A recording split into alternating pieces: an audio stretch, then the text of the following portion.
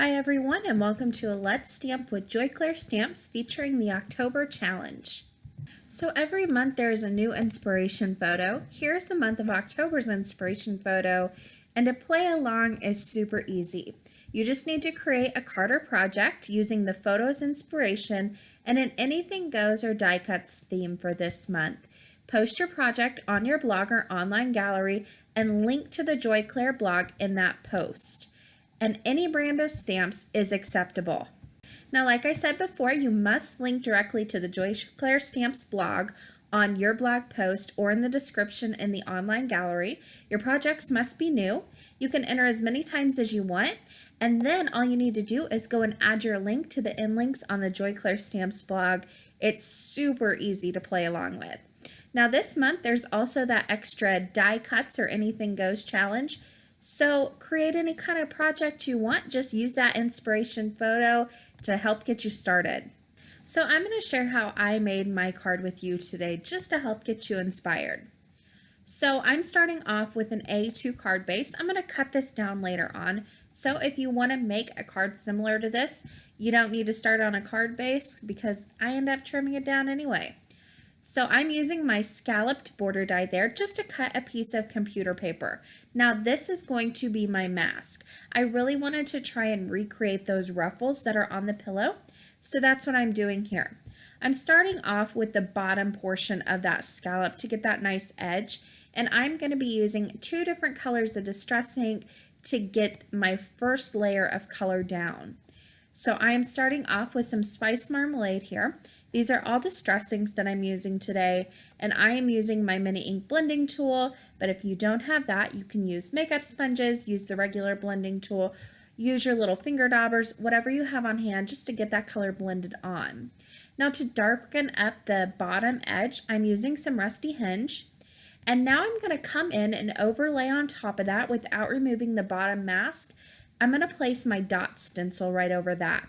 Now through this, I am going to press. I'm not rubbing, I am pressing down some black soot ink. Now if you start to rub, you'll kind of rub away color and it will leave that orange exposed underneath. So you really just need to press on top of there to get that color laid over the top. And then I removed all of my masks and I've got that great first ruffle. Now I need to go ahead and mask that one off, so I'm now going to use the top portion of that mask that I've made. I'll go ahead and tape that down. I'm just using painter's tape to hold everything in place, and I do have a piece of paper behind this to catch any stray powder, or not powders, but any stray ink that's going off the edges here, just to keep my work surface nice and clean. Now I went ahead and put down that bottom mask again, and I'm going to create my next little ruffle.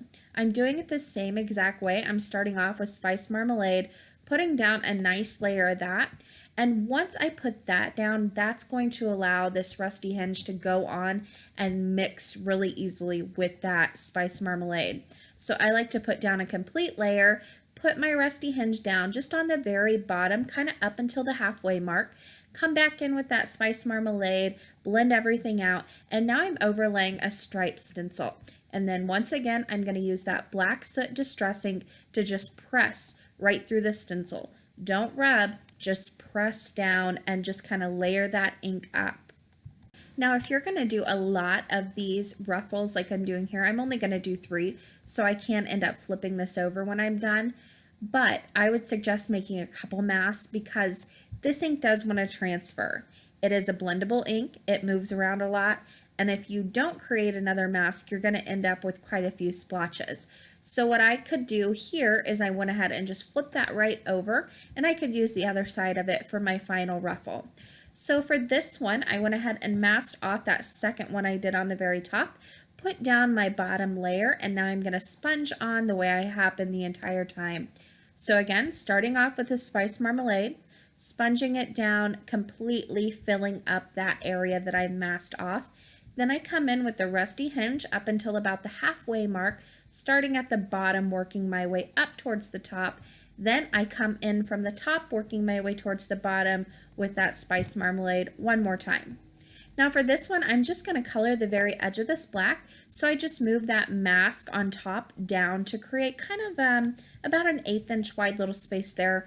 And then I'll go ahead and sponge on that black again. Now I'm going to go ahead and use that scallop die here and cut out this ruffle. I decided I didn't want it on the top of my card. I wanted to kind of change the design of it.